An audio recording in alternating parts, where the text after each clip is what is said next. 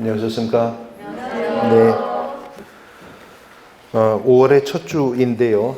지난주에 설명드린 바와 같이 3, 4월 심화 이론 과정 마지막 부분 이번 주까지 정리하고 다음 주부터 이제 핵심 요약 정리하고 단원별 기출문제 들어가도록 할 겁니다. 오늘 이제 심화 이론 과정 마무리로 공부하실 부분들이 사실 민법에서 다 중복해서 공부하시는 부분들이거든요. 부동산 실권리자 명의 등기에 관한 법률, 그 다음에 주택임대차보호법과 상가건물 임대차보호법, 민법에서 공부하시죠? 네, 근데 중개 실무편에서도 매년 문제가 출제가 되고 있는 부분이어서 민법에서 공부하시는 부분이지만 좀 중복되는 감이 있지만 정리해 볼 거고, 이제 민사집행법상의 경매 절차, 그리고 개업공인중개사의 매수신청 대리인 등록에 관한 부분입니다. 근데 실제로 중개실무편에서 최근에 집중적으로 출제가 되고 있는 부분이 이제 오늘 공부하는 부분들이거든요. 그래서 주임법, 상임법, 민사집행법의 경매 절차, 대법원 규칙의 문제는 고정적으로 출제가 돼요. 네 문제가. 그리고 이제 부동산 실명법은 나오는 해도 있고 안 나오는 해도 있지만 또 2차 중개실무에서 안 나오면 1차 민사특별법에서는 꼭 나오는 부분이니까 해마다 1차에서든 2차에서든 문제가 출제가 된다라고 생각하시면 될 것 같습니다. 교재 428페이지에 보시면 부동산 실권리자 명의 등기에 관한 법률이라고 하는 것인데 법의 명칭이 길기 때문에 우리가 줄여서 부동산 실명법이라고 부르죠. 이 부동산 실명법이라고 하는 법은 일단 왜 만들어졌는가라고 생각을 하실 때는 두 가지를 금지할 목적으로 만들어진 법이다라고 생각하시면 됩니다. 실명법이 금지하고자 하는 것이 두 가지인데요. 첫 번째는 부동산 명의신탁입니다. 부동산 실명법은 명의신탁 금지하려고 만들었다. 그렇게 말해도 과언이 아닐 정도입니다. 그러나 실제로는 실명법은 오직 명의신탁만 금지하려고 하는 것은 아니고 또 하나 실명법이 금지하고자 하는 것이 바로 장기 미등기라고 하는 것이거든요. 실명법은 부동산 명의신탁과 장기 미등기 금지를 목적으로 입법한 법이다라고 생각하시면 됩니다. 상대적으로 장기 미등기의 개념 이해가 훨씬 단출하고 쉽기 때문에 이거부터 먼저 설명을 드리면, 장기 미등기라는 말은 오랫동안 등기하지 않았다 그 말이죠. 그러면 뭐 얼마나 등기를 하지 않았으면 오랫동안 등기하지 않은 것으로 판단할 것인가? 그 판단의 기준은 우리가 지난주 마지막 시간에 부동산 등기 특별조치법 공부했잖아요. 거기서 기준을 가져와요. 부동산 등기 특별조치법은 민법의 부속법률적 성격을 갖기 때문에 민법이 법률 행위로 인한 부동산의 물권의 변동은 등기를 하여야 효력 발생한다고 하기 때문에 그 구체적인 등기 신청 의무를 부동산 등기 특별조치법이 정했었는데, 예를 들어서 계약 당사자 간의 상호 대가적 채무 관계가 발생하는 계약, 일컬어 쌍무계약일 경우에 부특법은 반대급부 이행이 완료된 날로부터 60일 안에는 소유권 이전 등기를 신청하도록 부특법이 정했다고 했어요. 그러면 토지매매 계약이 체결되었는데 반대급부 이행이 완료된 날이라고 하는 것은 구체적으로 언제겠어요?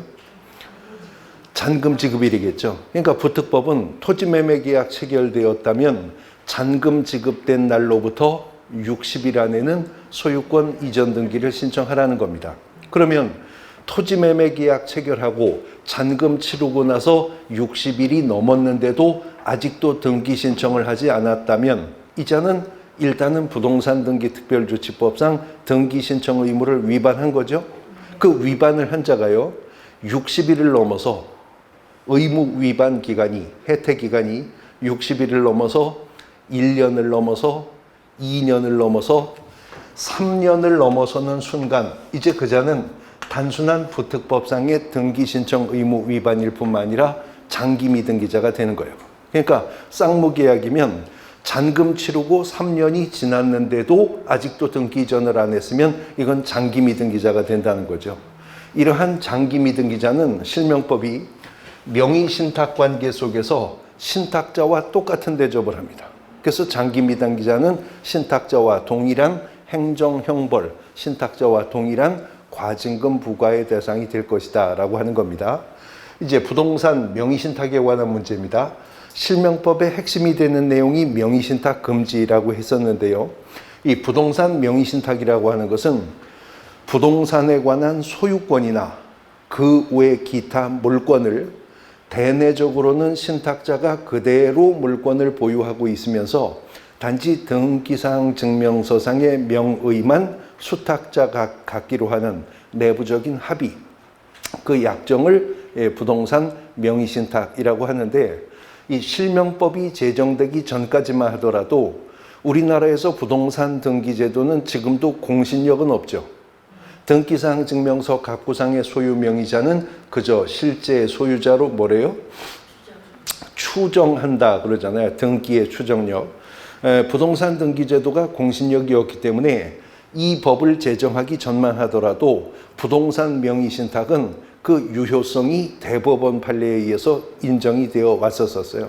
근데 가만히 보니까 이러한 부동산 명의신탁 행위가 주로 신탁자들이 조세 포탈이나 강제집행의 면탈이나 재산의 은닉이나 부동산 투기 등의 수단으로 악용을 하더라는 거죠. 그래서 등기사항 증명서가 공신력이 있는 것은 아니지만 실체적 권리관계에 부합되게 소유권이나 그 외 기타 물권이 등기가 되도록 해야 되겠다. 그러려면 실정 법률을 통해서 명의신탁을 금지해야 되겠다. 그래서 만든 법이 부동산 실명법이라고 하는 거죠. 자, 지금 여기서 실명법이 금지하는 부동산 명의신탁의 적용 범위 좀 짚어보셔야 되는데, 제가 지금 2번이나 반복된 표현을 한 것이 소유권 외 기타 물권을 그랬어요. 그러니까 명의신탁은 소유권은 물론이고 그 외 기타 물권도 실명 등기되지 않으면 실명법 위반의 대상이 된다 하는 거죠. 그래서 이제 우리가 비교해 볼 것이 있는데, 부동산 거래 신고는요, 소유권을 이전하는 원인 계약이면 다 부동산 거래 신고해야 돼요? 아니에요. 소유권을 이전하는 계약 중에서 매매 계약과 공급 계약만 부동산 거래 신고 의무 있었지, 교환 계약이나 증여 계약은 부동산 거래 신고하지 않았었죠.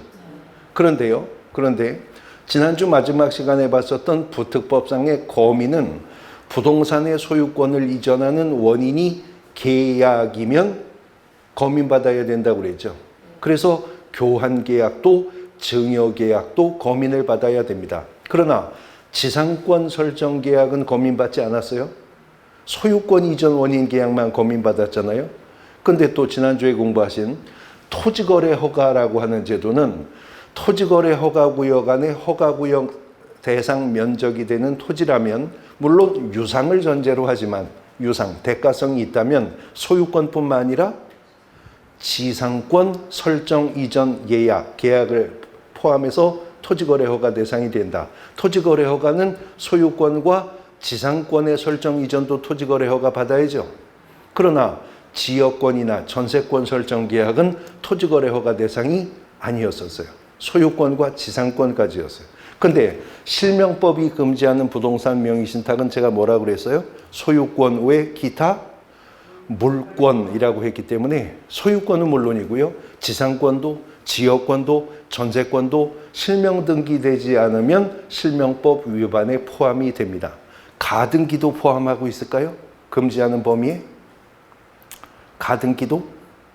예, 가등기도 포함해요. 가등기도 실명 등기되지 않으면 실명법 위반이 되는데, 단 가등기 중에 담보가등기의 경우라면 이제 잠시 후에 볼 건데, 등기관에게 소명했을 때 예외를 인정해 주는 것입니다. 그러면 부동산 임차권도 등기될 수 있어요? 그러면 부동산 임차권을 등기했는데요, 실임차인의 명의로 등기하지 않았다면 이것도 부동산 실명법에 속할까요? 속하지 않을까요? 자, 실명법이 금지하는 명의신탁은 소유권 외 기타 물권을 대상으로 한다고 그랬어요. 그러면 임차권이 등기가 되었는데 실제 임차인의 명의로 등기되지 않았다면 이것도 부동산 실명법 위반일까요? 아닐까요? 임차권이 등기가 되면 물권이 됩니까? 물권화할 뿐이지 물권 법정주의라는 것은 새로운 물권을 참석할 수 없다는 거죠.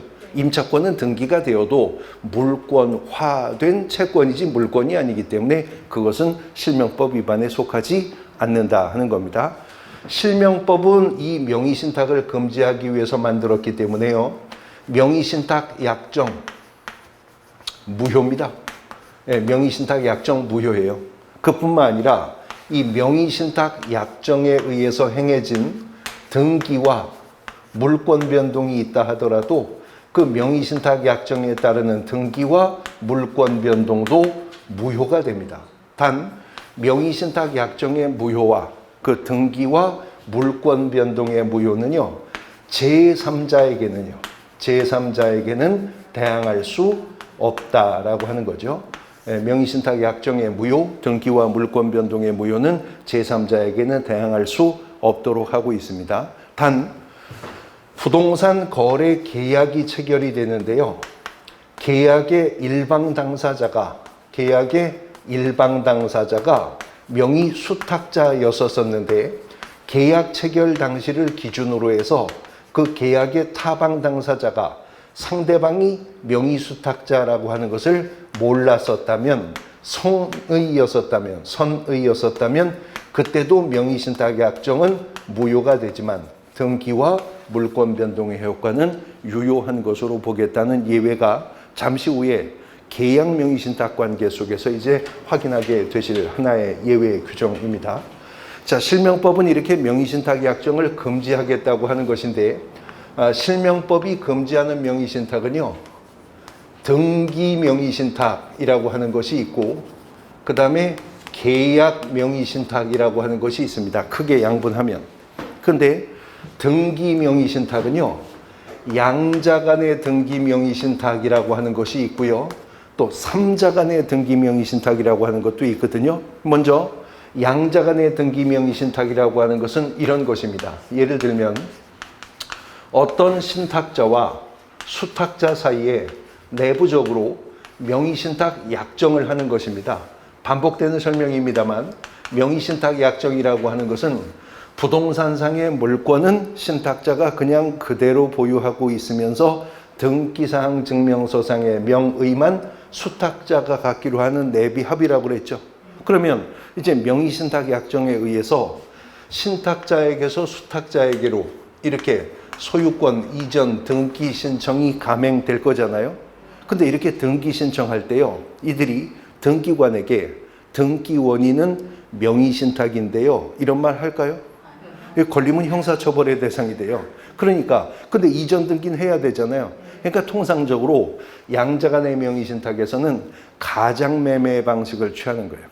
신탁자가 매도인, 수탁자가 매수인으로 마치 매매계약이라고 하는 법률 행위로 인한 물권 변동이 발생한 것처럼 외형을 꾸민 건데, 알고 보니까 그런 건 없었고 실제로 매매계약 같은 건 없었고 단지 명의신탁 약정에 의해서 등기사항 증명서상의 명의만 이전된 것이 확인된다면 명의신탁 약정 무효가 되고 그 등기와 물권 변동의 효과도 무효가 될 것이다 라고 하는 것입니다. 자, 그런데 등기 명의신탁 중에는 이런 양자 간의 등기 명의신탁도 있지만 삼자 간의 등기 명의신탁이라고 하는 것도 있거든요. 이런 구도입니다. 자, 예를 들어서 어떤 매도인과 어떤 매수인 간에 부동산 매매 계약이 체결되었대요. 그러면 배웠는데 매매 계약이 체결되었다면 매매 계약이 체결된 날로부터 30일 이내에 이들을 거래 당사자로 해서 부동산 거래 신고 있어야죠. 그 다음 잔금 치릅 날로부터 60일 안에 매도인에게서 이 매수인에게로 소유권 이전 등기 신청이 있었어야죠. 그런데 이 매수인이 신탁자였었어요. 신탁자였었고 이 매수인인 신탁자는 이 매매 계약을 체결하기 전에 어떤 수탁자와 이미 내부적인 명의신탁 약정을 한 것입니다. 그리고 이 신탁자인 매수인이 매도인의 협력을 얻어서 소유권 이전 등기를 바로 수탁자 앞으로 이렇게 등기 이전을 하는 거. 그래서 우리가 이것을 3자 간의 등기 명의신탁 혹은 다른 말로 예, 중간 생략형 명의신탁. 혹시 노란 분필이 없나? 예, 예전에 제가 강북에 있는 조금 영세한 학원에서 강의를 한 적이 있었는데 저는 노란 분필하고 빨간 분필이 필요하다고 그 학원 원장님한테 말씀을 드렸거든요. 그랬더니 하얀 분필만 가지고 하시면 안 되냐고. 그래서 아니요, 저는 노란 분필, 빨간 분필이 있어야 된다 그랬더니 2번을 물어봐요. 하얀 분필로는 안 되겠냐고. 그래서 있어야 된다고 그랬더니 그럼 하시라고 제가 문구점 가서 사오겠다고. 그러더니 쉬는 시간에 오셨는데 왜 담배 한 대 핍시다. 그러면 이렇게 뽑아서 이렇게 주는 거 있잖아요. 이렇게 뚜껑을 열어서 갑채로 안 주고 이렇게 뽑아서 이렇게 주더라고요. 그래서 이 몇 자루를 뽑아야 되는 거야? 눈치 보면서 하나씩 뽑아서 그 부러질까봐 조심조심 강의를 했었던 적이 있는데 여기 있겠죠? 지금 구비가 안 돼서 그렇지. 어쨌든 명의신탁, 이게 3자 간의 등기 명의신탁인데요. 다른 말로는 중간생략형 명의신탁이라고도 하거든요. 근데 어쨌거나 실명법은 명의신탁 약정은 언제나 무효가 됩니다. 언제나 무효가 되고요. 여기서는 이 등기와 물권 변동의 효과도 무효가 되는 거예요. 그러나 신탁자와 매도인 간에 체결한 계약이 무효인 건 아니잖아요. 그러니까 이제 신탁자는요, 매도인에게서 수탁자로 이미 이전 등기가 격려되었다 하더라도 그게 명의신탁 약정에 의한 물권의 변동이니까 무효가 되면 말소의 원인이 되겠죠. 소유권은 어디로 가요, 다시? 이 이전 등기가 말소되니까 원소유자인 매도인에게 돌아가겠죠. 그러면 신탁자는 이제 실명법 위반에 따르는 제재는 감수해야 되겠지만 계약은 유효하기 때문에 매도인에게 소유권 이전 등기 청구는 할 수가 있습니다. 재판상 반환 청구권은 인정이 될 것이다 하는 거죠. 자, 이런 등기 명의신탁과는 다른 구도로서요, 계약 명의신탁이라고 하는 게 있다는 겁니다. 엄밀한 의미에서는 사실 이건 명의신탁이 아닌 것인데 계약 명의신탁이라고 표현하는 건데요. 자, 이런 겁니다. 또 다른 매매 계약이 체결되었어요.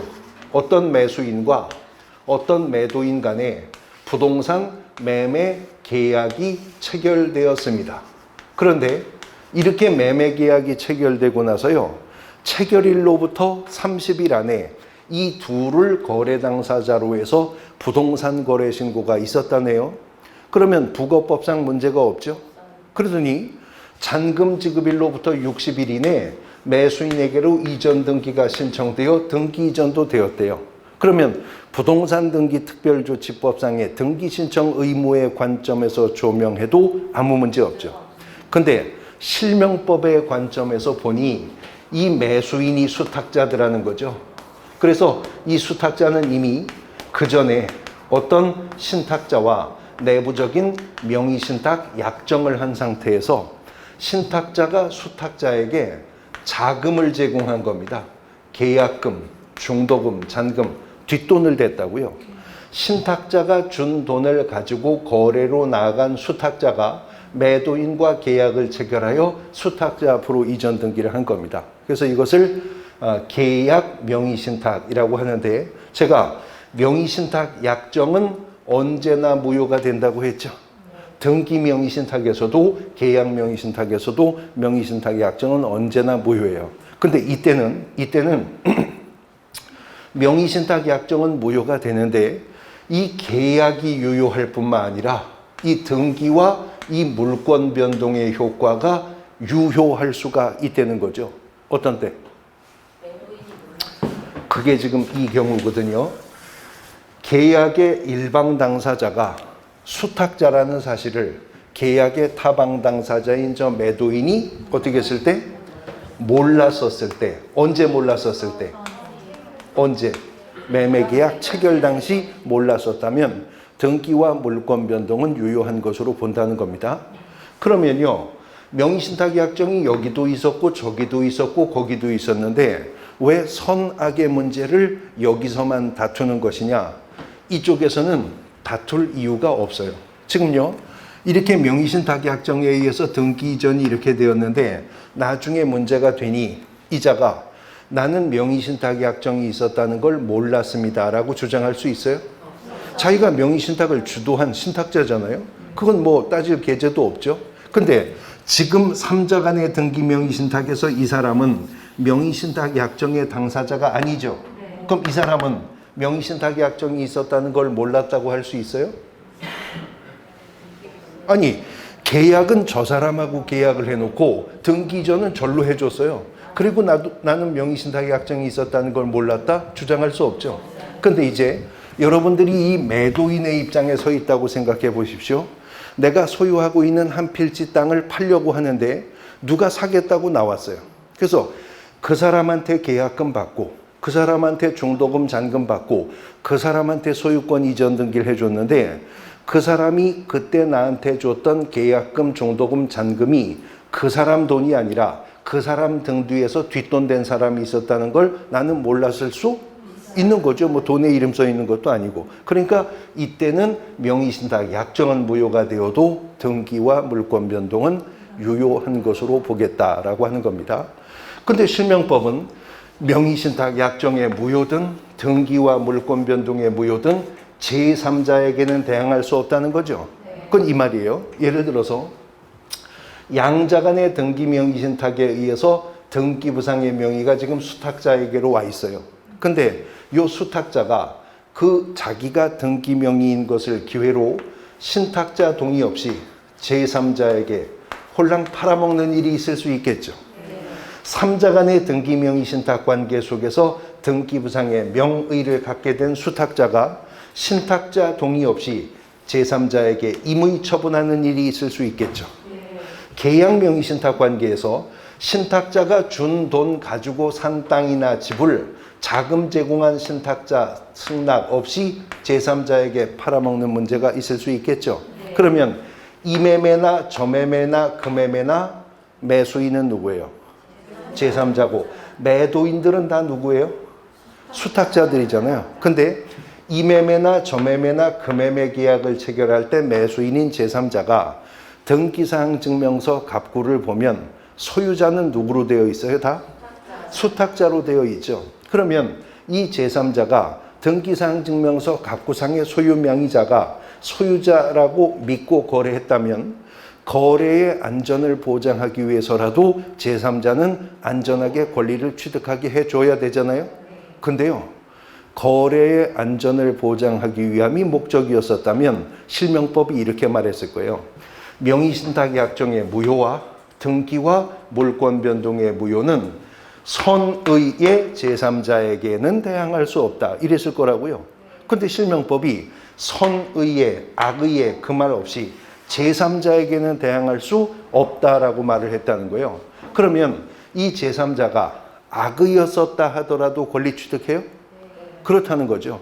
제3자가 이자와 제3자가 저자와 제3자가 그자와 계약을 체결할 당시 이미 제3자는 명의신탁 약정이 있었다는 사실을 알고 있었고 지금 나와 계약을 체결하는 매도인은 등기부상의 명의만 가지고 있는 사람일 뿐이지 실부동산 권리자가 따로 있다는 사실을 제3자가 알았었다 하더라도 제3자는 권리를 취득할 거라는 겁니다.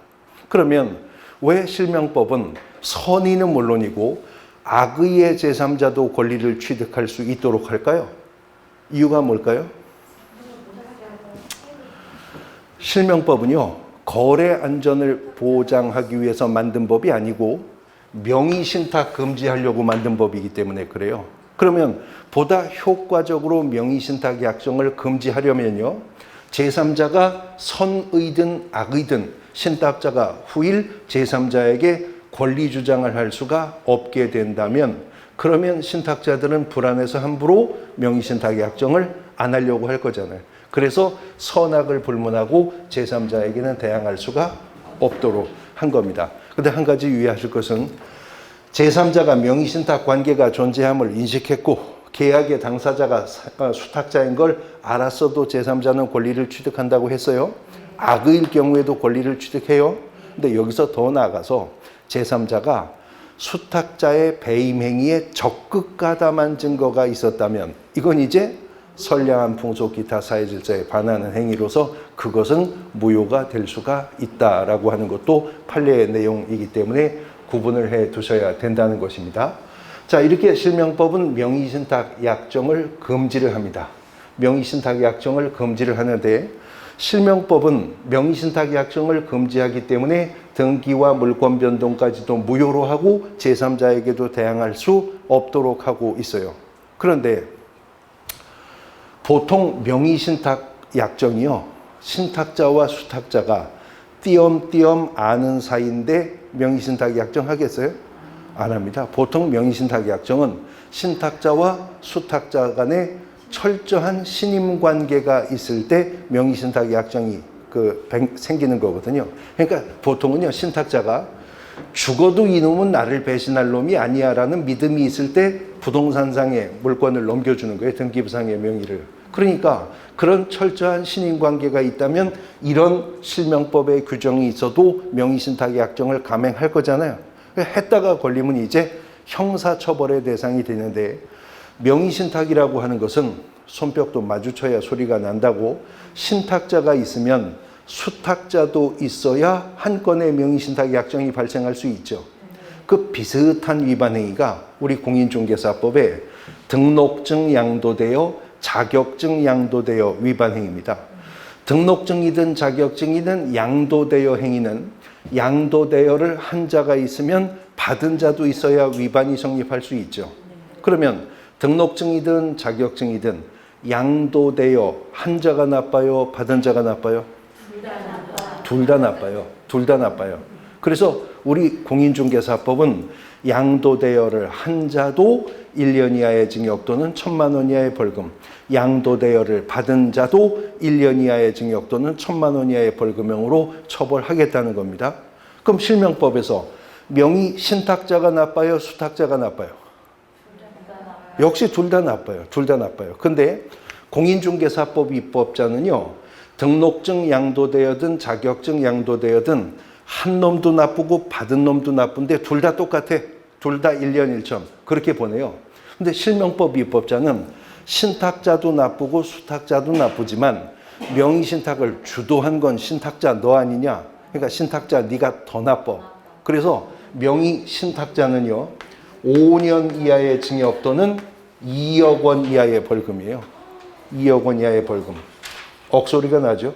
그 다음에 수탁자는 3년 이하의 징역 또는 1억 원 이하의 벌금이라고요. 그러니까 명의 신탁자가 수탁자보다는 훨씬 더 무거운 형사처벌의 대상이 된다는 겁니다. 그뿐만 아니라 명의 신탁자와 아까 제가 출발할 때 장기미등기자도 명의 신탁자와 똑같은 대접 받는다고 했죠. 그러니까 장기미등기자도 5년 이하의 징역 또는 2억 원 이하의 벌금형의 대상이 되는 겁니다. 그뿐만 아니라 이건 법원에서 선고하는 형사처벌이고요. 명의신탁자와 장기미등기자들에게는 과징금이 부과가 돼요. 과징금이 부과되는데, 과징금은 부동산 평가액의 30% 범위 내에서 과징금을 부과하게 된답니다. 요건 몇 해 전에 출제가 되었어요. 우리 실무편에서 출제되었는데, 과징금은 부동산 평가액의 30% 확정 금액을 부과한다. OX? X입니다. 30% 범위 내에서 과징금을 부과한다는 겁니다. 근데 또 몇 해 전에 출제되었는데, 공인중개사 법령상의 신고 포상금은 50만 원 이내에서 지급한다. OX? 50만 원. 그러니까 OX? X죠. 공인중개사법상 포상금은 50만 원 확정 지급이에요. 50만 원 확정 지급인데, 실명법상 과징금은 평가액의 30% 범위 내에서 지급하는 거지 평가액의 30% 가액을 확정 지급하는 건 아닙니다. 그러면요, 어떤 신탁자는 30%, 어떤 신탁자는 20%, 어떤 신탁자는 10% 부과할 거잖아요. 그럼 그 기준을 어떻게 정하느냐 하는 건데 여기까지 나올 것 같지 않지만 지금 심화 과정이니까 좀 짚어보면 그 30% 범위 내에서 과징금은요. 평가액 기준이라는 게 있어요. 이거를요. 의무 위반 기간 기준과 더해서 과징금을 더한다는 건데 평가액 기준율은요. 부동산 평가액 5억 원 이하, 5억 원 초과 30억 원 이하, 그리고 30억 원 초과 이렇게 3등급이고요. 의무 위반 기간 기준율은 의무 위반 기간 1년 이하, 그 다음에 1년 초과 2년 이하, 그리고 2년 초과 이렇게 3등급이에요. 기준율이. 그래서 각각 기준율은 5%, 10%, 15% 적용을 하는 겁니다. 여기도 5%, 10%, 15%를 적용해서 두 기준율을 더하여 과징금을 확정할 거라는 거죠. 그럼 보세요. 부동산 평가액이 3억 8천만 원이었고요. 의무 위반 기간이 8개월에 불과하다. 그러면 얼마예요? 5% 더하기 5%니까 10%죠. 부동산 평가액이 15억 원이었고 의무 위반 기간은 4년 6개월에 달한다. 그럼 얼마예요? 15% 플러스 15%니까 최고 30%. 그러면 두 기준율을 더한다고 하면 30% 범위 내에서 최장 30%부터 최소 10% 사이에서 두 경우의 수가 합산되어 과징금이 나오니까 30%, 25%, 20%, 15%, 10%, 20% 이렇게 나오잖아요. 이렇게 해서 30% 범위 내에서 과징금을 부과를 할 겁니다. 그러면 어떤 명의신탁자가 어떤 장기미등기자가 실명법 위반으로 과징금 부과 처분을 받았어요. 그럼 뭐 해야죠? 아니, 실명법 위반이 걸려서 저 과징금 부과 처분을 받았다고요. 그럼 뭐 해야 돼요? 내야죠. 네, 과징금 내야죠. 내야죠. 그럼 내면 됩니까? 과징금 떨어졌으면 과징금만 내면 되냐고요? 아니, 제가 학교 다닐 때 자주 당한 일인데 어느 날 아침에 저기 교문에서 학생 주임 선생님한테 머리가 길다고 잡혀서 한 대 맞았어요. 아침에요. 그 이제 맞았으면 됐나요? 머리 긴 것 때문에 한 번 맞았으니까 이제 그다음부터 휘날리고 다녀도 되냐고요? 아니죠. 어떻게 해야 돼요? 깎고 와야 될 거 아니에요. 근데 그 다음날 아침에도 그대로 휘날리면서 왔어요. 그러면 또 맞는 거지. 근데 이놈이 그 다음날 아침에도 또 안 깎고 왔으면 또 맞는 거 아니에요. 그러면 실명법 위반에 걸려서 과징금 부과처분 떨어졌으면 과징금 내야죠. 네. 냈으면 되냐고요. 지체 없이 실명 등기해야죠. 명의신탁관계 종료해야죠. 과징금 내는 걸로 면책이 되면 돈 좀 있는 분들은 권리하면 한 번 내지 뭐 그럴 거 아니에요. 그러니까 실명 등기해야죠. 근데 안 하고 버티는 놈이 있을 것이다. 그래서 이행강제금 제도를 둔 겁니다. 이행강제금 제도를 둔 건데 이 이행강제금은요. 과징금 부과 후 1년이 지났는데도 아직도 실명 등기하고 있지 않더라. 그러면 1차 이행강제금은요. 평가액의 10%를 부과합니다. 평가액의 10%를 부과해요.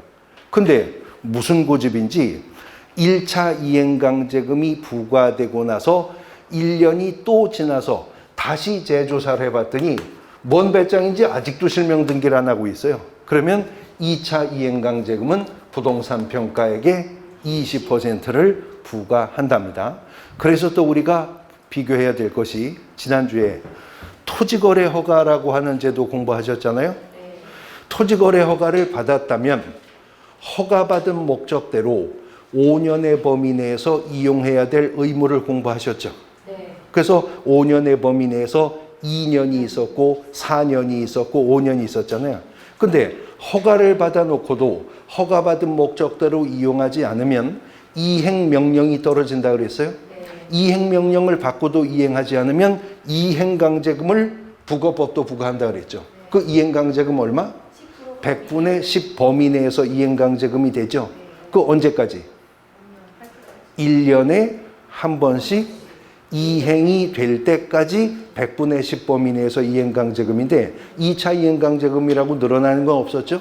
100분의 10 범위 내에서 이행강제금. 근데 실명법의 이행강제금은 과징금 부과 처분을 받고 1년이 지났는데도 실명 등기 안 했으면 1차 이행강제금 얼마?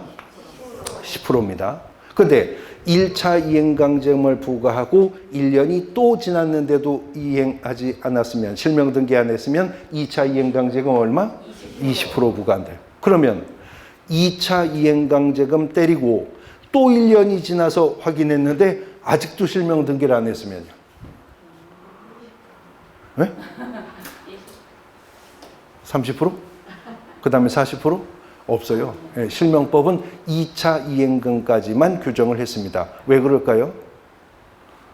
자, 생각해 보세요. 실명법 위반으로 걸려가지고요. 이미 5년 이하의 징역 또는 2억 원 이하의 벌금 두드려 맞았죠. 거기다가 부동산 평가액의 30% 범위 내에서 과징금 먹었죠. 거기다가 1차 이행강제금 10% 또 냈죠. 거기다가 또 2차 이행강제금 20% 냈죠. 이젠 더 낼 돈도 없을 거예요. 이 정도까지. 예, 여기서 더 사람 목을 조르면 죽을 수도 있어요. 그러니까 여기는 이행강제금은 2차 이행금까지만 규정되어 있다라고 생각하시면 됩니다. 실명법은요. 이렇게 명의신탁 약정을 금지합니다만 실명법이 예외를 인정하는 경우가 있습니다. 실명법 위반이 아닌 것으로 예외를 인정하는 경우가 있는데 양도담보요. 담보가등기. 양도담보, 담보가등기, 그 다음에 실제로는요, 면적을 특정하여 구분하여 소유하고 있으면서 등기는 그들의 공유로 지분 등기하는 거 있죠. 우리가 이걸 뭐라 그래요? 상호 명의신탁이라고 하잖아요. 상호 명의신탁. 그 다음에 신탁업법이나 신탁법상 신탁재산인 사실을 등기할 수 있죠.